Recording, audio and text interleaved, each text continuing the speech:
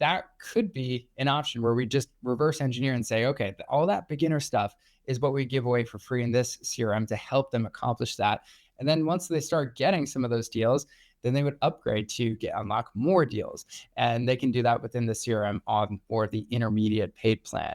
And then advanced is that's usually it could even be something like, okay, this is where it's the most expensive plan. This is where you get the concierge. Are you a scaling SaaS founder? Ready to make the leap from leading a team to leading an organization?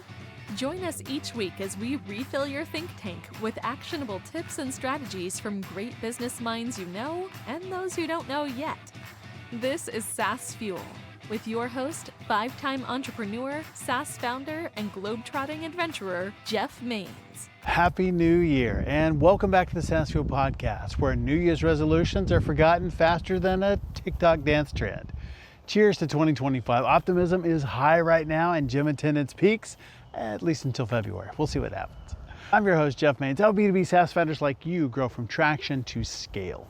Here, growth is more than just numbers. It's about crafting a future-proof company, premium valuation, and leaders who build a business of significance while living epic, adventurous lives. Happy 2025, everybody. New Year's Day yesterday. Here's to a new year of big bets, bold moves, and hopefully fewer emails clogging up our inboxes. What are the odds? Today, we're diving headfirst into a topic that could very well define your growth trajectory in 2025, product-led growth. Or as we like to call it, the not-so-secret sauce behind some of the fastest growing companies around. But I do have to clear up one myth. It's not just another buzzword to throw into your next strategy meeting. No, not that. Product-led growth isn't a tactic. It is a mindset, a philosophy, a way of life.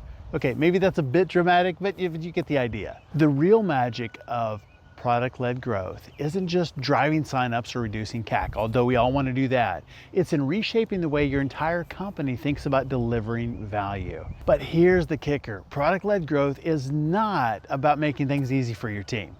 That's a byproduct.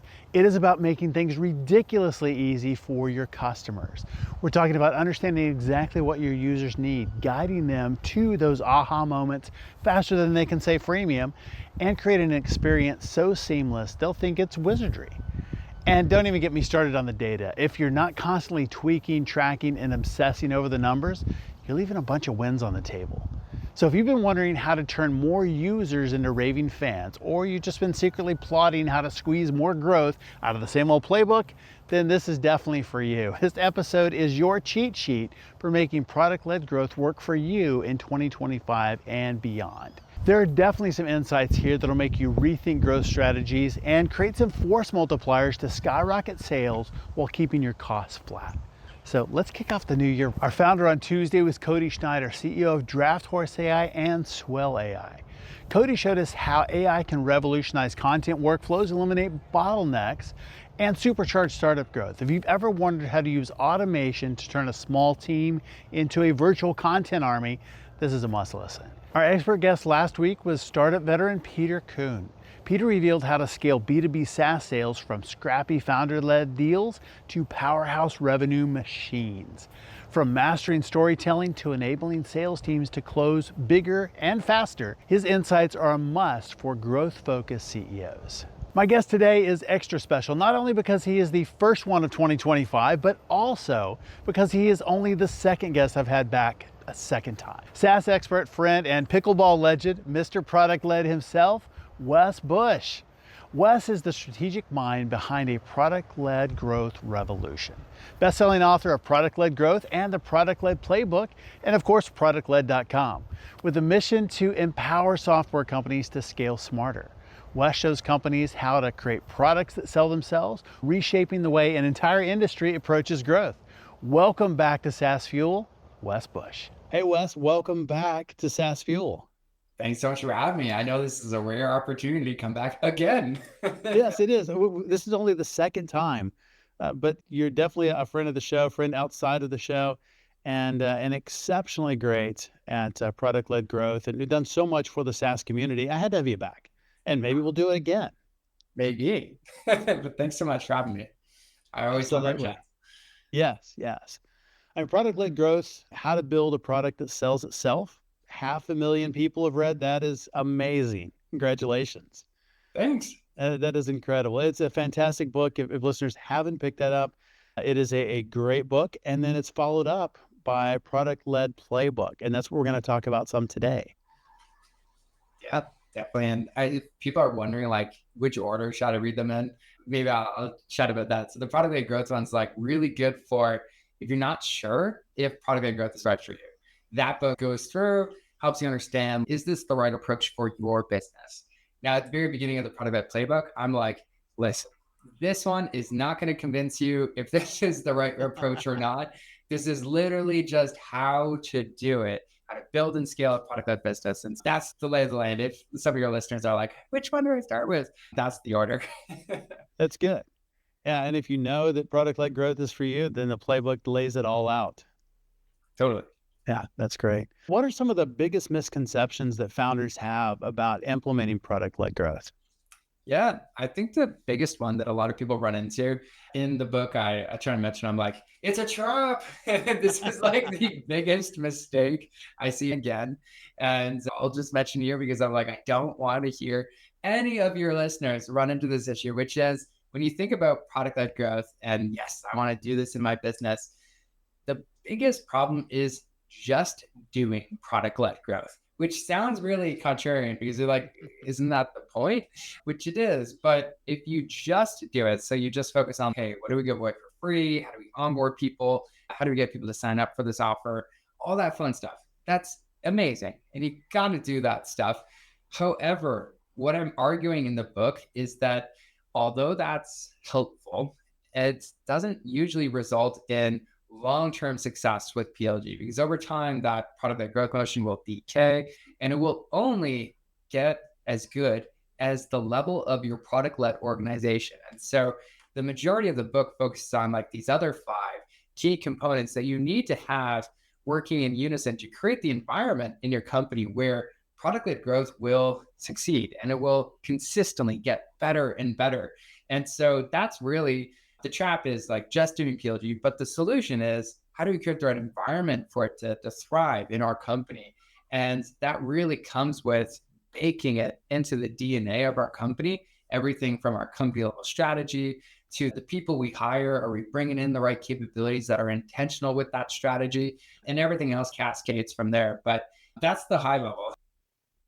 I like that. So product led growth is not necessarily just something that you do, it's something that you are as a company. And it's got to be something that you adopt as a core strategy, as a core go to market. Yeah, I totally believe like you're a product led company. That is like the way you solve specific problems. It's very different than, let's say, a sales led company where a lot of times like they think who, not how, or something like that, or like it's a people problem a lot of times. Whereas in a product led company, if you go through the system, what you can share more about that is you'll actually solve majority of your problems with the product because the product should actually become your best salesperson, your best marketer, your best customer success manager. All of those things can be done and should be done by the product a lot of times because it's just so much extra efficiency inside of it. That's really interesting. Is you're replacing what would be traditional roles and the product takes over that. How does that work? Yeah. And so this, like when you think about AI and all that fun stuff too, is it going to replace everybody? No. But I think it's going to allow us to focus on the better things. I'll give you like a couple of fun examples. So there's this company called DataBox, awesome company. It basically makes it easy to visualize all your data. And so I signed up for the free trial. And I was just trying to create like our company scorecard that would just feed in data from like Google Analytics and all these other places. And so it was coming along pretty well. But then there was this one metric that I wanted to figure out. And so I had to do like this custom formula. And I was like, oh, okay, this is getting technical. I'm not technical at all. So I was like, okay, struggling. And I was just about to give up. And there's this exit intent pop up that says, would you like us to set this metric up for you? And I was like, hell yeah, please do. So just booked a Calendly link and boom, like next day, have a call with technical support specialist. And he literally just set it up for me as I just walked him through like what I was trying to accomplish. And then I just upgraded to the pro plan, which I needed for that specific metric. And so I want to share that because it's like when you think about, is the product replacing humans in that scenario? It's no, but that human provided a ton of value at the Yeah. right time. Now, if it was like, hey, we're going to have to onboard every single one of the data boxes, thousands of signups every single week, that becomes overwhelming and impossible. And that support specialist is racking their head. Yeah. I just wish I didn't have to do so many of these. And you can't scale as efficiently and effectively. And you got to pass the costs onto the customer at the end of the day. So to run an efficient organization, yes, I believe like a lot of the majority must have stuff should be able to be done by the product. But wherever it gets tricky, wherever you're finding there's this big challenge that maybe it's not even so much a product like thing that gets in their way, but it's a skill gap or it's a knowledge gap. That's really helpful. Like one of the other ones I just signed up for this week, I thought did a fantastic job with this was Right Message. So they're like a company personalization tool. They can help you segment your database as well as personalize your site. And so I was like, yeah, we need to do this. It's been long enough. We put this off, but it's always on the end of like my to-do list to do. And then they have this, do you want us to do it for you? And yes, that Yeah. would be great. And sure, I would love some support there. And so I just signed up and easy enough to get that. And so I think humans will just be added into the process wherever they can subset and fill in some of those gaps that will take somebody from, I don't know what the heck I'm doing here to, wow, this product's value is fantastic. And they're a lot more adaptable than products. So you Yeah. can do that. That's brilliant. And I love that intervening in the process. And so the exit pop up, exit intent pop up. That's brilliant. And so the product can handle a lot of those things, but it's what is outside of that box that, so you have humans doing the 5 or 10% instead of doing 100%, which is still huge. You get so much efficiency out of that. Yeah. And I like to think about it like a success equation. So it's three factors, but everybody has a different weight on each of these. So, example, there's to get success in like Canva. All right. So there's like the product success gap here, which is, let's say out of 100%, it's like the product is easy enough to use. Let's say it's 20% of product success is attributed to just the product itself.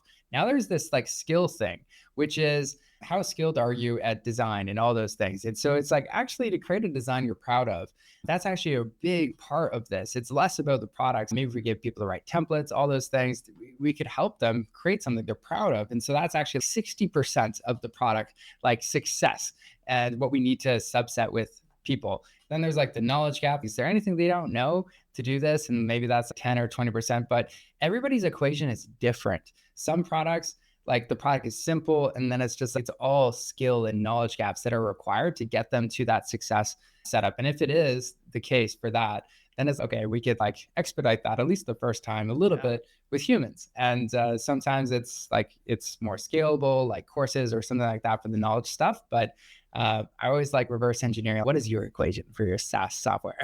I like that.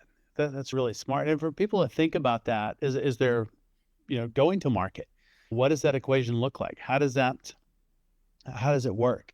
How should it work in a perfect world? What does that equation look like? What are the weight factors? Yeah. And I think it really, at the end of the day, just comes down to understanding your user better than anyone else in your market Yeah. and really getting clear on what are the core challenges that prevent them from seeing and doing this in your product, like getting to the value and what is that like first strike? What is the like the big end game goal? And then what are all those things that stop them? And the more you know about that, it's like, hey, a lot of times it's like a very small percentage of what's actually going on in your product. And it's so many other things that you're like, Yeah. oh, wow, we could have helped them way faster if we knew that. I like that. It really is knowing them and how they weight those factors. And the users are not coming in there thinking about it in those terms. But when you can extrapolate what they're saying, what their feedback that they're giving, the places that they're going, the things that they're trying to accomplish, you can actually figure out what that weighting is and make sure that they're supported at each one of those steps. Totally. Yeah. So as you talk about products that sell themselves, and how does that work depending on the complexity of the product? Some are more complex or have more customization than others.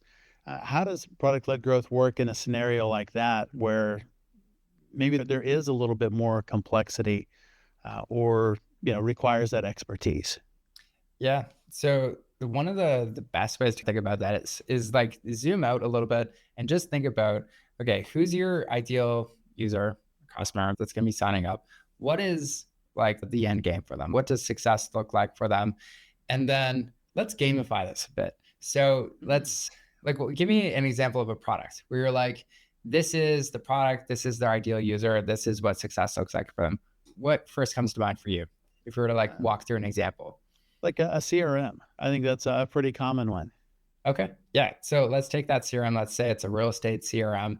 And the main goal for the real estate agents is to, let's say, hit $1 million in commission for the year. And so let's break it down. There's three levels to this. There's the beginner outcome, there's the intermediate outcome, and then there's like the advanced stuff. And Mhm. so something like a beginner outcome would be something where you think every real estate agent in the world or in this like country is going to struggle with this.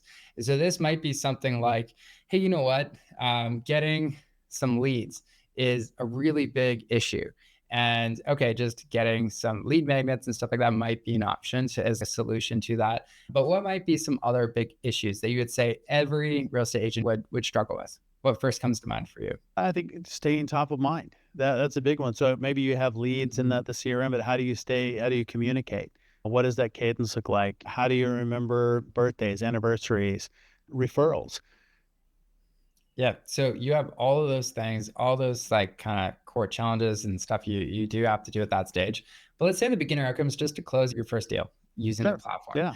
And so everything should tie back to that because the problem with a lot of free motions is they don't focus enough on what is the tangible value that I could actually get from this. A lot of times it's, hey, click through, click, and you're like, what the heck does your product do? I don't get it. Yeah. I'm no closer to solving the problem that I came here with. I just clicked a bunch of buttons. So that's not what we want to go for. We want to tie it all back to that outcome. Now, when it comes to the first question you had, like, how do we do this for advanced products? In this case, it's actually really simple. It's, hey, what needs to happen for them to get that one deal closed? Okay, they need a certain amount of leads. On average, based on all our other real estate agents, we know they should have about like 100, 200 leads. And out of one of those, like maybe like at 100 leads, they'll get two or three buyers, two or three sellers. And one of those will eventually turn into something closed within the next month. So is it time based? No, it couldn't be because like deals take some of them are really fast, some of them are really slow. So maybe it's usage based. Okay, we'll give them like a certain amount of contacts for free, certain amount of deals that they can go through and then just one close one or something like that. And Yeah. so that could be an option where we just reverse engineer and say, okay, all that beginner stuff is what we give away for free in this CRM to help them accomplish that. And then once they start getting some of those deals, then they would upgrade to unlock more deals. And they can do that within the CRM on or the intermediate paid plan. And then advanced is that's usually it could even be something like, okay, this is where it's the most expensive plan. This is where you get the concierge. And our real estate growth specialist is going to actually work with you and review your campaigns, review your ads, and really provide a ton of extra support to help you grow. That's a different plan. And so that's how you like kind of would structure, even if you solve advanced problems where you want to avoid. And I made this mistake many times, so I'll share. I call it the cold start problem, where you try to Frankenstein your free motion solving advanced problems. So at Yeah. Vidyard, our first free trial bombed because of this. So Vidyard at that time was like marketing analytics for videos. So I could see, oh yeah, Jeff, you watched like 25% of our video. But in order to do that, you had to one, upload a video. And then two, you had to put it on your website, embed it somewhere. Three, you had to integrate it with a marketing automation platform if you had one. And then finally, like 4 or 5 steps later, I could then see what this looks like. And I only had about 14 days to do that. So the amount of people that actually did that was very low. And so it was solving more of an advanced problem. What we realized is it just didn't work because where people got stuck was they didn't have a video to upload. So that was the beginner problem that we had to realize and then address in our freemium motion. And so that's a long-winded way of breaking down that, but I hope that's like helpful for you to think about like how do you think about how to structure a free plan? It really is. And I think so many companies don't think about that. It's just like, we're going to do this free thing or a trial, and it's 14 days. And I can't tell you how many of those I've signed up for, and 14 days in, I've logged in like once maybe. Oh yeah. Uh, but it's just, because it's not tied to a win. What is the outcome? What's a quick win that you can get? And what does that look like? And it doesn't have to be in 14 days.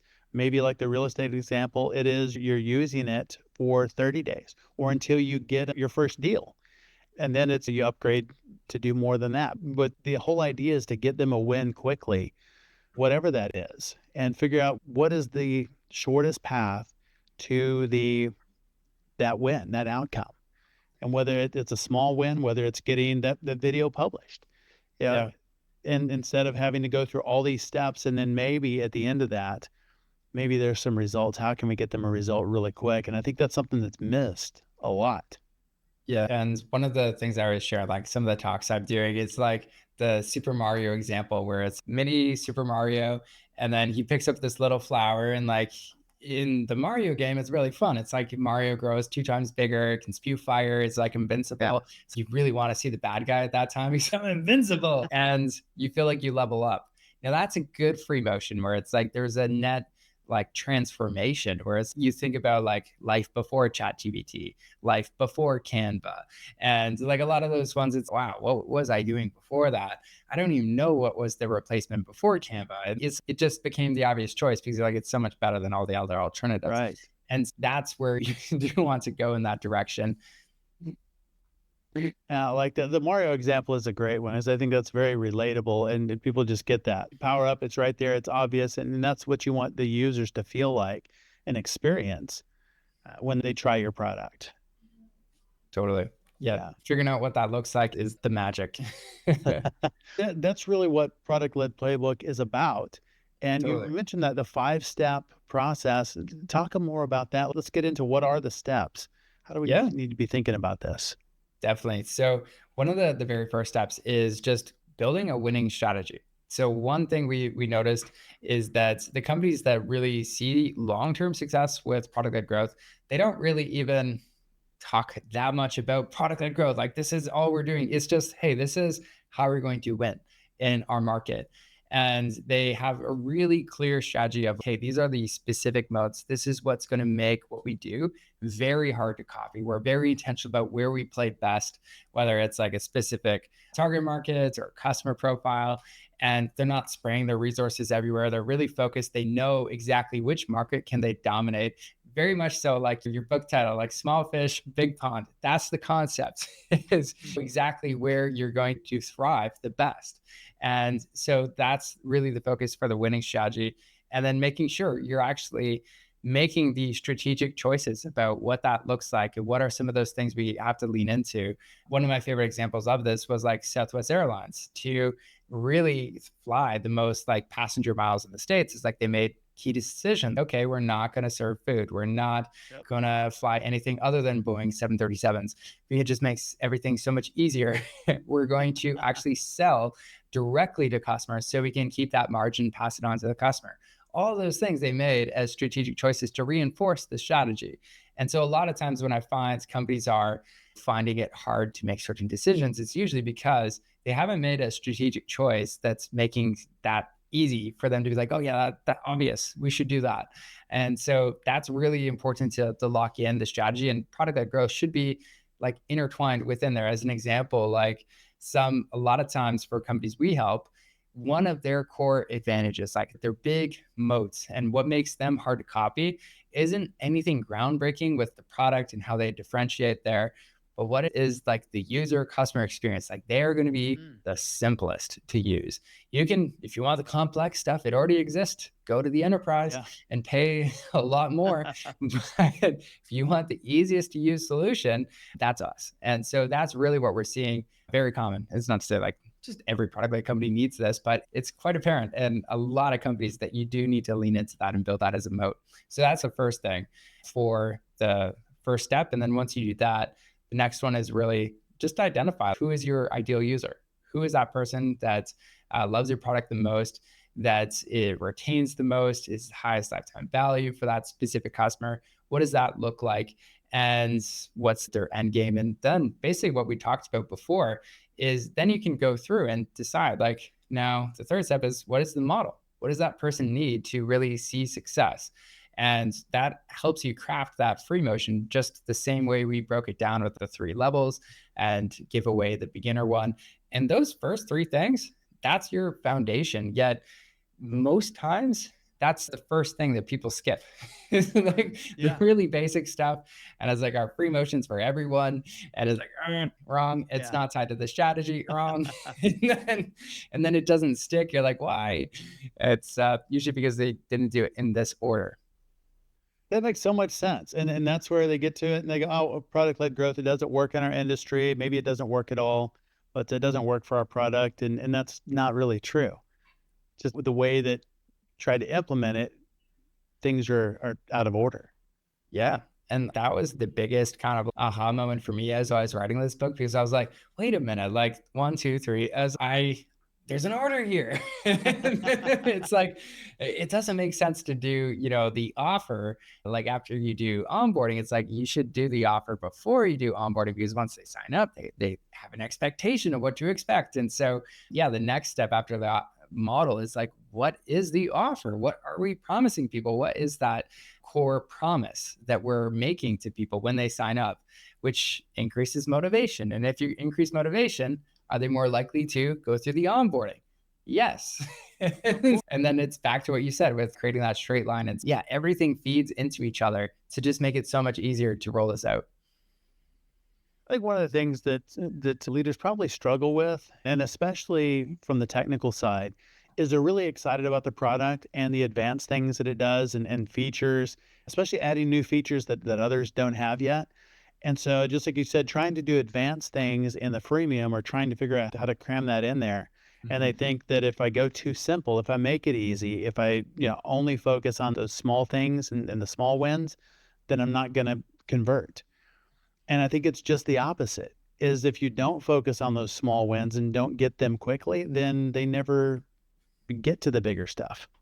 Yeah. And it's easy to happen like any industry too. Like whenever I think Yeah. about even what we do in like the learning space, it's so easy to be like, you know what, Jeff, here's my free course. Here's this, here's that. I just want to give. But it can overwhelm too, right? Overwhelm, yeah. And then same thing with your product features. It's yes, we have all this free stuff. You're good. And that was me for Evernote. Like 8 years, I didn't upgrade. Why? It's because they gave me everything for free and they just try to upgrade me on stuff I did not care for. You want to update your like homepage and make it like a different color? I was like, I don't care one iota. So Yeah. no, despite 40, 50% off, 60% off. I've seen those many times. I'm pretty good at clicking the X buttons. Yes, simplicity is super underrated, especially in that free plan. Yeah. And it's different because in our own products, I mean, we live with them all the time. We know what they're capable of. We know, and it's the simple stuff that we think is not that interesting, but people are coming to the product for a specific solution. And a lot of times it is to solve one of the simple problems, at least in the beginning. Yeah. That's what started the journey is, hey, I'm missing something. And when you can meet that need and understand what is that moment of inspiration, what is it that starts that journey for them, and you can deliver that. But I think it just we overthink it. We get in our own way and looking at that and say, oh, that's too simple. Ready to dominate your market and skyrocket your revenue? Dive into Small Fish Big Pond, delivering a world class business that swims circles around competitors. This book is packed with powerful marketing and leadership insights guaranteed to transform your business and operate world class. Small Fish Big Pond delivers proven strategies to sharpen your marketing message, deliver unmatched value to your clients, and guide your prospects' buying journey to one inevitable conclusion that your company is the only solution for them. Inside, you'll find step by step frameworks and time tested growth principles to attract your ideal clients, convert them, and then turn them into your passionate brand ambassadors. Grab your copy today in print, ebook, or audio at smallfishbigpond.com or on Amazon. Plus, remember, every book sale supports charity. All profits go there. Always have, always will. So dive in and make a difference. Yeah, I think the only other thing I would add to this too is the your product's core value needs to shine in that regard. So it's, Yeah. yes, don't give them like all the advanced stuff and everything else like that too, but whatever is unique about your product, make that part shine. Like if there's a specific approach you have or something else like that, where it's like, hey, that's unique to how we solve this problem, let that shine, because people will sign up for other products in your industry too. And they'll be like, this Sure. one had this unique thing. And that was really fantastic. And behind that, that is where you could shoot yourself in the foot. But yeah, I just wanted to share that because I've seen that a couple of times and I'm like, no, this is the coolest part of your product. Don't hide that. Yeah. Yeah. What else in the process? Yes. 5 steps total. 9 Or actually, sorry. 9. All right. Yeah.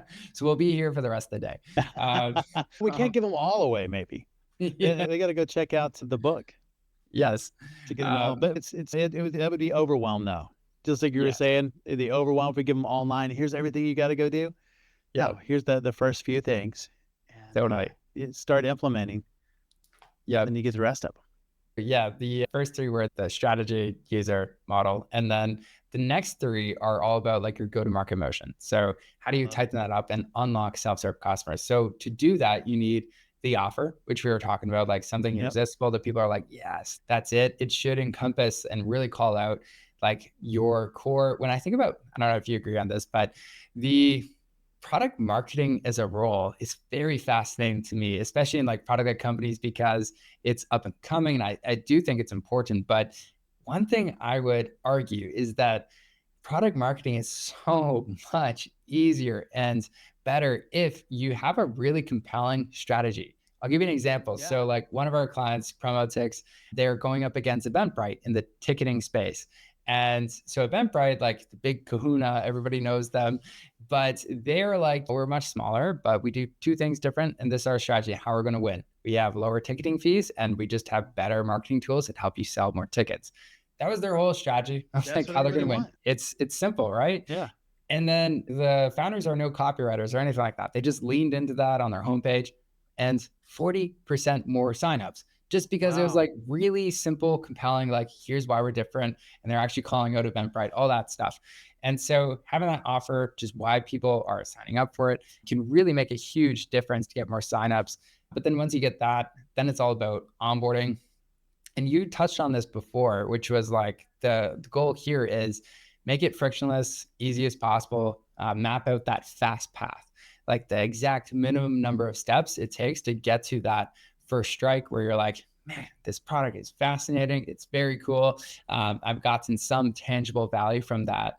And then once you get people to value, the whole name of like product-led growth and what it's all about is serve before you sell. And so at this Yeah. point, we've served them, we've showcased the value.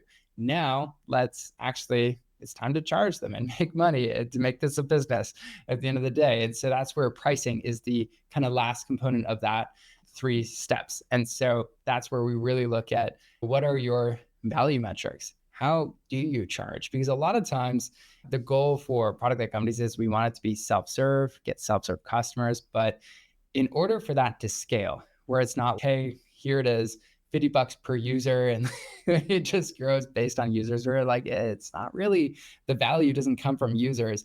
We got to get really intentional with what are the ways we monetize. Is it per deal? That's a real estate example. Is it per contact? And what is something that's easy for users to understand? It scales with the value so that as they get more and more of these, it feels like a really good relationship. Yeah, I get it.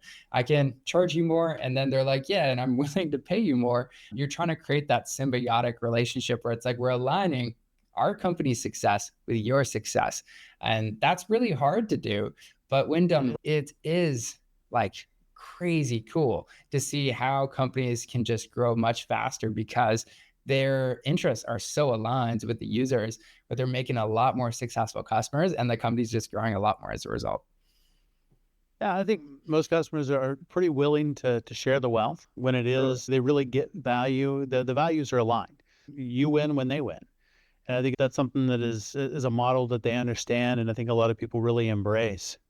Is when there really is that alignment, they feel like the more they use, the more value they get, and the more they pay. Definitely.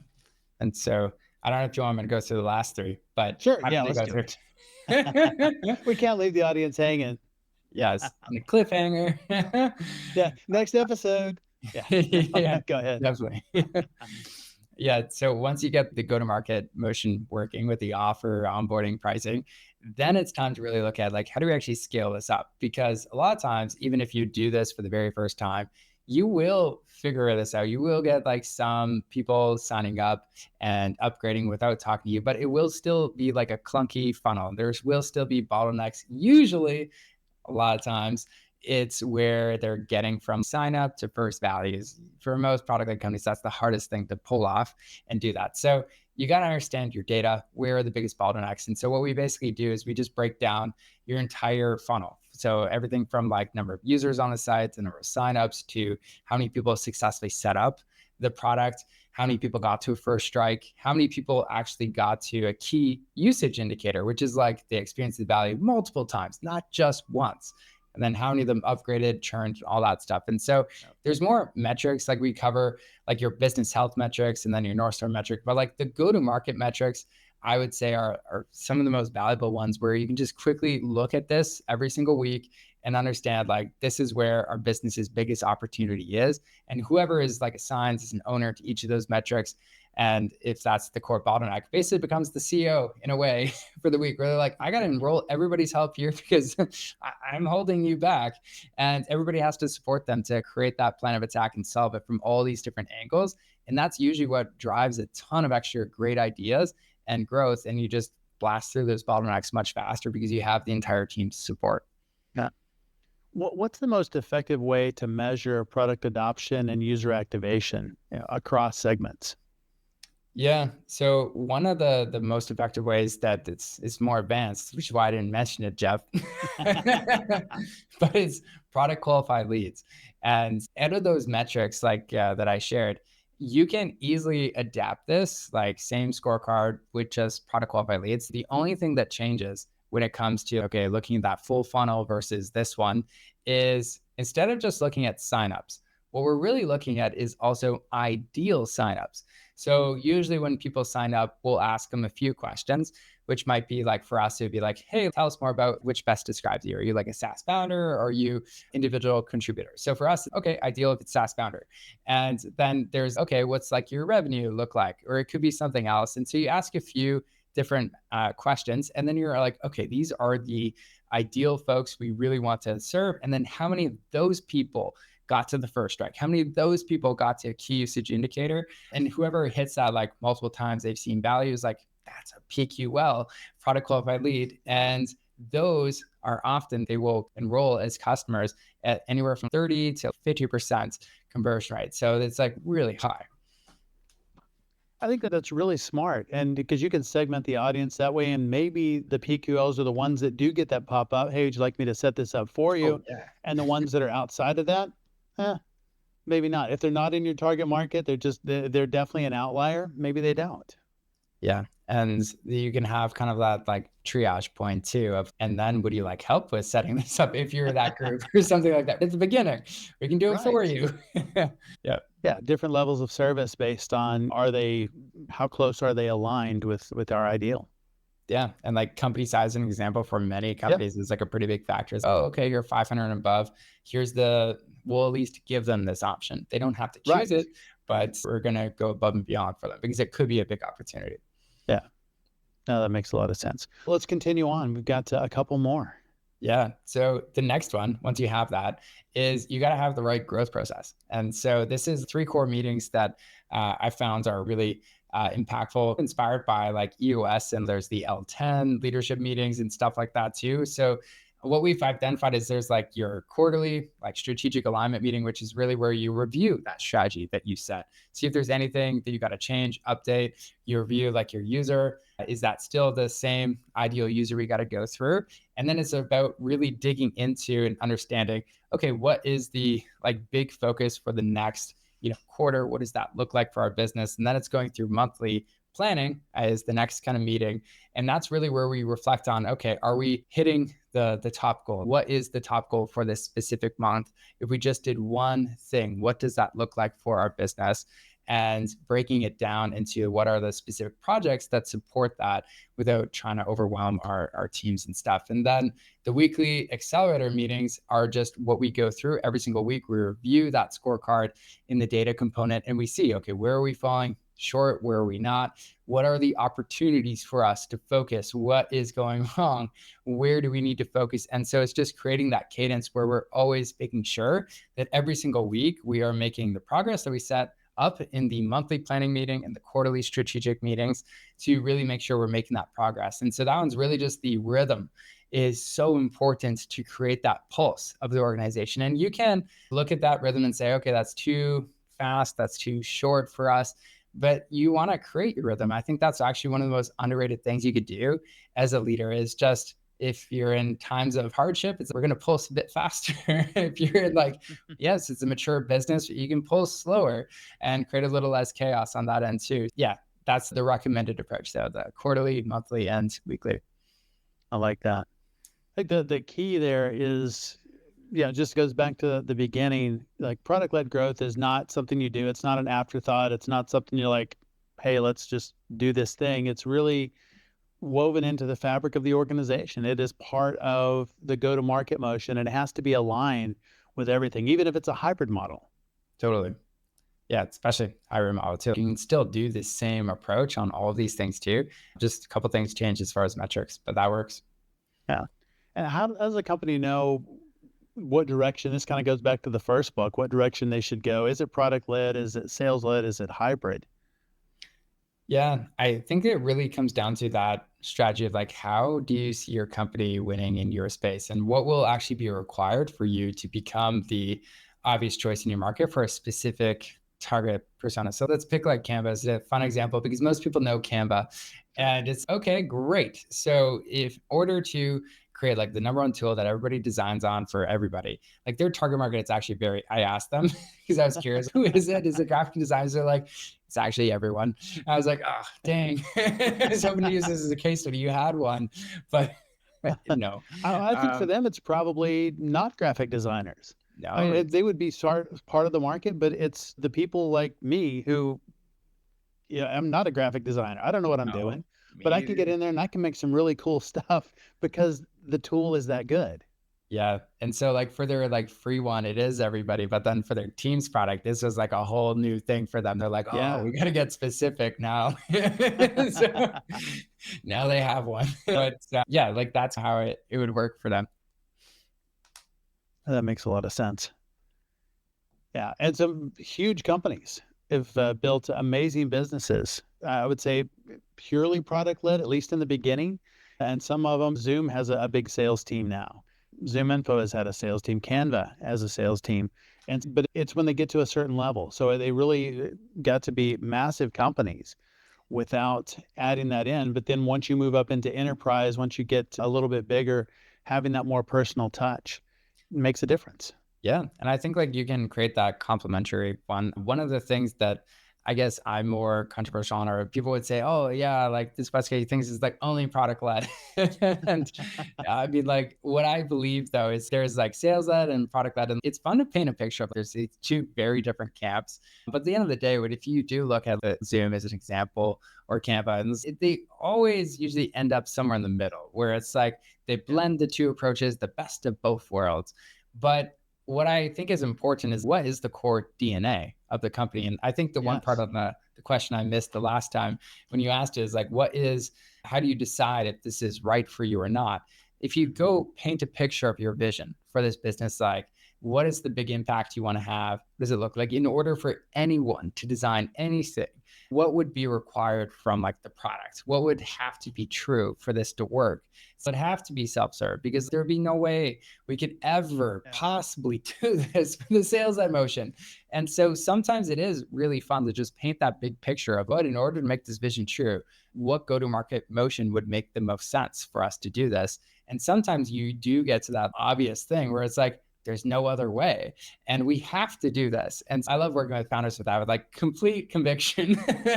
But it's not always that black and white. Sometimes it's like for B2B SaaS, it could be both. So we just got to have a decision here and choose one of them, at least in the early days. And then you can get fancy and mix them. Love that. Where can people learn more about you online? Yeah. So everybody can learn more about me online at productled.com. And I'm also on LinkedIn, pretty active there, just Wes Bush. Yes. Yeah. You have great content on there. And the two books, Product-Led Growth, How to Build a Product That Sells Itself, and the new one, The Product-Led Playbook. Yes. And And so I love the order. If you don't know, then start with the first one. And if you already know that product-led growth is for you, and it probably is, and the Product-Led Playbook lays yes. out the steps. Awesome. And I got a free gift for your listeners too. Yes. If you want. I want to Absolutely. give. No, we don't like free stuff. Yeah, this one's completely free. So if you've been like listening along, you like the Product-Led Playbook, we're giving it to you for free just for being a listener of Jeff's show. So if you want it, you can claim it. So the full Product-Led Playbook is just productledgift.com, and it's yours to be had. You can listen to it for free. Outstanding. And we'll make sure to link that in the show notes. Productledgift.com. We'll make sure and link it, and so they can go there and get the book. That's awesome. Cool. Thanks so much for having me again, Jeff. This was great. It's more fun the second time, I think. Yeah, really enjoyed it. Really enjoyed it. It's always good to see you. Definitely. Was that awesome or what? Thanks again to Wes for coming on the show and sharing your insights and resources again. You can learn more about Wes and Product Led, of course, at productled.com. So much good stuff there. You got to go check it out. As always, all links, highlights, resources, and full show notes are available at saasfuel.com. And of course, be sure to check us out on YouTube as well. Full video episodes, shorts, trainings, some outtakes, lots of stuff out there for you. You know, thought leaders share. I'll bet you're one of those. Start the year out right and share this episode with your favorite person who still uses Reply All like it's 1999. And your overly ambitious friend who's already started planning for New Year 2026. One in the past, one in the future. Everyone who shares this week gets a free AI assistant on vacation simulator. This is an app that responds to emails with vague beach emojis and autoresponders like, living my best algorithm life, bro, back in 2042. Have you ever wondered why some SaaS products with amazing features still struggle to reach their full potential? Join us next Tuesday as we sit down with Peter Loving, a founder who drives growth through design sprints. Peter specializes in helping SaaS companies unlock their true potential by aligning product design with business strategy. Don't miss his insights on how to turn great ideas into even greater success. And have you ever wondered what it takes to grow a business from, say, 2 million to 78 million in just a few years? Or how a sales methodology can drive over $1 billion in sales? Next week on our SaaS Fuel Expert Series, we have a special guest who's made it happen. Ken London is the author of Strategic Selling Unleashed and the creator of the RevHeat sales methodology. Ken has helped companies scale from 10 to 60 million, 98 million to 420 million, and more, all in record time. So if you're looking to unlock predictable, consistent growth, you won't want to miss this episode. Well, again, Happy New Year, and I will see you next time. And as always, just like all of 2025, enjoy the journey. Thanks for listening to SaaS Fuel. Full show notes for each episode, which includes a summary, key takeaways, quotes, and any resources mentioned, are available at saasfuel.com. Be sure to follow and subscribe wherever you listen to podcasts. And if you're enjoying the content and getting value from these episodes, please leave us a rating and review at ratethispodcast.com/saasfuel. We'll be sure to read these out on future episodes.